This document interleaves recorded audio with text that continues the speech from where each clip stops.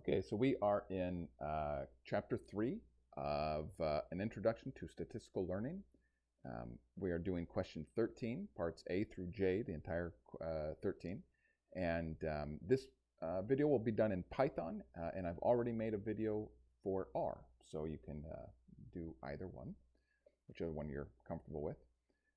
So this has J parts, so that's way too many parts. So we won't read each part ahead of time. We'll just kind of tackle them as we go along.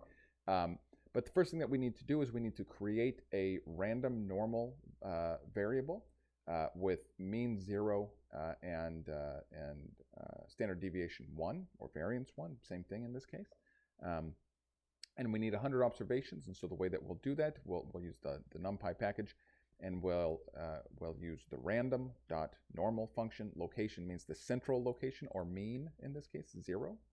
And scale is the standard deviation in this case, it's 1. And we need 100 of those observations.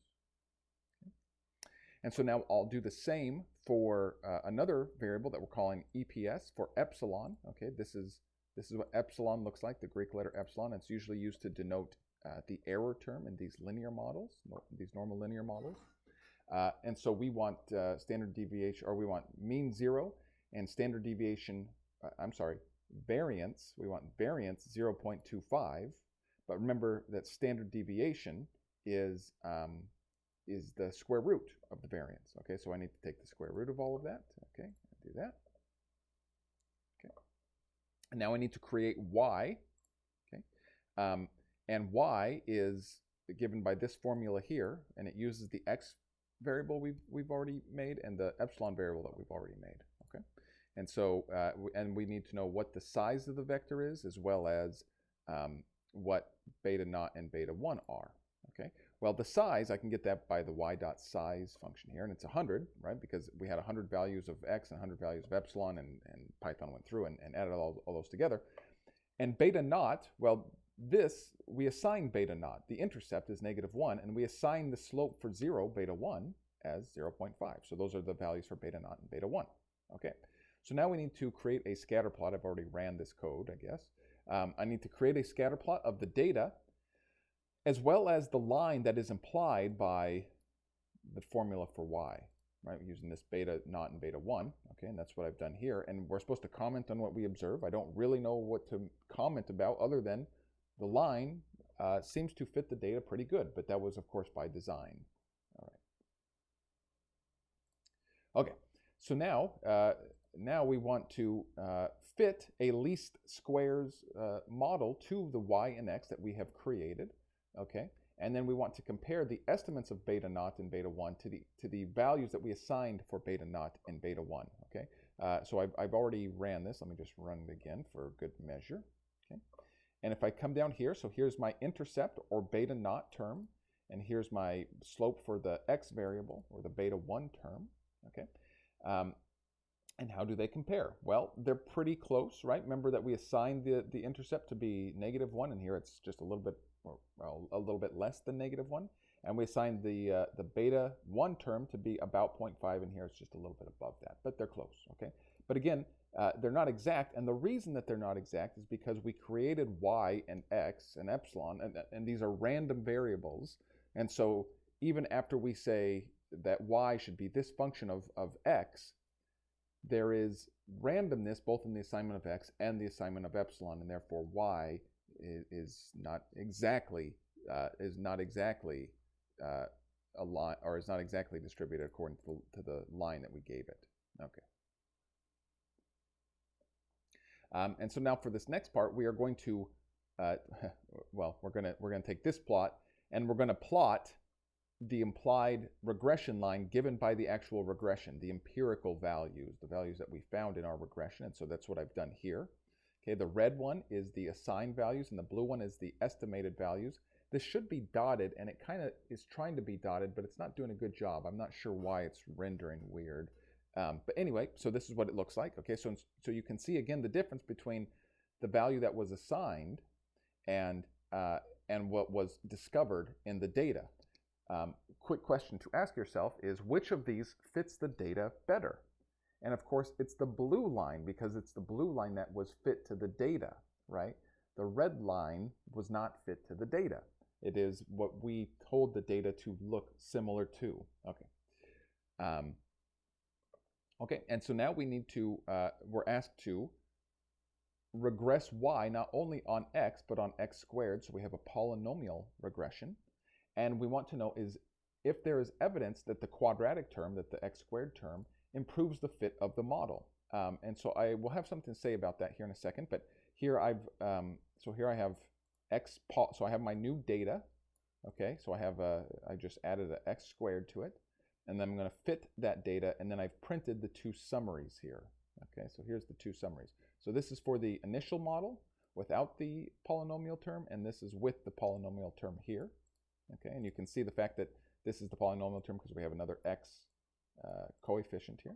Okay, so the question asks, is there evidence that the quadratic term improves the fit of the model? And this is a little bit of a tricky question, I think, because it depends on what fit to what.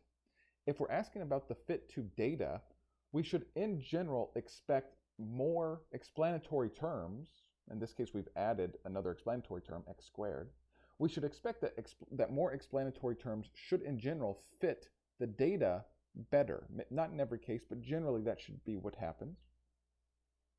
And but conversely, if we're talking about out of sample data, that may or may not be the case. It depends on how the data was actually generated, right? This is the variance versus bias contrast that chapters 1 and 2 harped on quite a bit, and so it's not. So the question doesn't tell us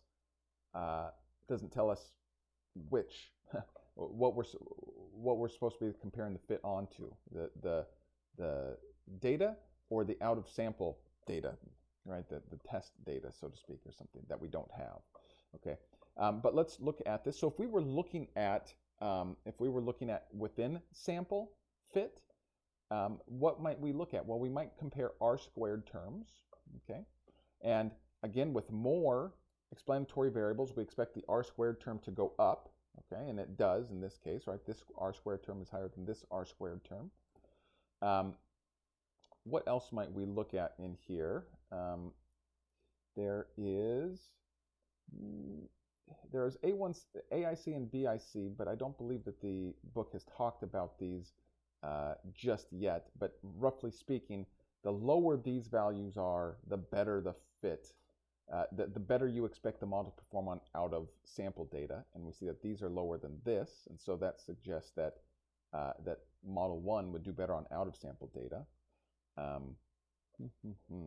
Okay.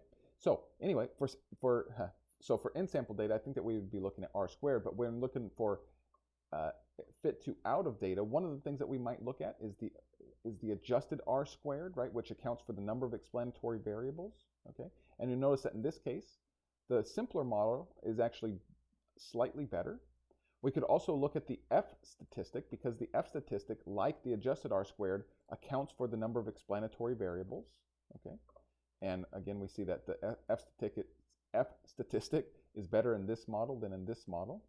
Okay, and like I said, we could also look at the AIC and BIC as ways to assess out of model fit. So all in all, it looks like for in-sample data, the second model probably does a better job. Of course it does. That's what we generally expect. But that the first one, the simpler one, is doing a better job generalizing to other data, or we expect it to anyway. Okay. All right, so now we're supposed to repeat parts A through F, everything that we've just done, but this time our epsilon term, which I'm now calling epsilon H for part H, it has a smaller standard deviation. In other words, the data is tighter. Okay, so I'm going to do all of that. Or actually, I already ran that. Oh no, I've broken something. Not sure. Okay, this is what I've broken. Okay, run that one more time. Okay. I'm sorry. Let me pause this and fix this. Okay, so we're fixed. Okay. So let's just go through the output here. Okay, so again, the first thing, here was the first model that we ran, or the data generated from that first model, okay? And here's the regression lines fit to it. Does that look the same? Yeah, I guess it does, okay. And here's the regression lines fit to it. Okay. And notice how spread out the data is compared to when we've now adjusted the epsilon term to be much smaller. Okay. And you see how tightly fit the data is. And like in the first part, we need to ask which model in addition to all of this, we also ran a polynomial model like we did in parts A through F, and that is not being displayed up here. So we need to compare parts. We need to compare the polynomial model compared to the simple model. Okay, where are we at?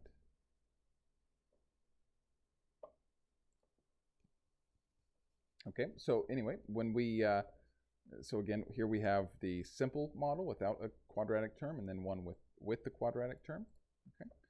Okay, and so if we want to compare these, again, so for within sample, we might look at the R squared, and these are so distant from one another, I feel like there is something wrong with my code, but I can't find anything wrong with it. So if you find something wrong with it, please comment. But for the sake of what we're doing here, it kind of doesn't matter. So for within sample stuff, we would look at R squared. And for out of sample stuff, again, we might look at adjusted R squared, or we might look at the F statistic, or we might look at the A1 or AIC or BIC. Okay. Okay, so now we are on to part I, in which we repeat again A through F. But this time we want the data by adjusting the epsilon term to become more variables. Now I've set the scale to be bigger. Okay. Let me run that. We're also running the polynomial between the two versions, but we'll tackle that when we get there. Once again, so we have the initial model where we tightened up epsilon and where we loosened up epsilon. Okay. And so you see how the data starts to get more and more spread out. The regression lines stay very similar, right, in each case, right? The extent to which they're moving from one to another is just the extent to which there's more or less variability being entered into the epsilon term. And once again, if we want to go through and compare the two models for in sample, I suspect we would probably want to use R squared. And for out of sample fit, we might use adjusted R squared, F statistic, AIC or BIC. Okay, and again, the way that these work is the higher the adjusted R squared, the more likely that model does on outside data. The higher the F statistic, the better that does on outside data. And then the lower the AIC values and BIC values, probably the better it does on outside data. Okay, and we see that the first model wins on all of these. Okay. Okay, and so now finally, we want to look at the confidence intervals for beta naught and beta 1 for each of these different models. Okay, and I've already done that here. And what's important to recognize is, so the confidence intervals are going to be broader across as we increase the variability around epsilon. Oh, that shouldn't be 0.1. Sorry, let me fix something. Okay, so we started at our default, and when we tighten up epsilon, we expect to make better predictions because there's just less variability. So the confidence intervals are going to be tighter. But then when we compare to the epsilon where the standard deviation was greatest, the most variability, the confidence intervals should be more spread out. And so when we go through here, so here's the standard model, or what I'm calling the standard model, the first one. Here's where we tightened up epsilon, and here's where we loosened up epsilon. Okay. And so let's compare the second one to the first one, the tight one compared to the normal one. Okay, and notice that that these intervals are more narrow. Okay, in the tighter model, and now comparing the first one to the third one. Okay, so here's my confidence interval for the first model, and then when we loosen up epsilon, make y more variable, the confidence intervals get wider. Okay, okay, so that is it for this one.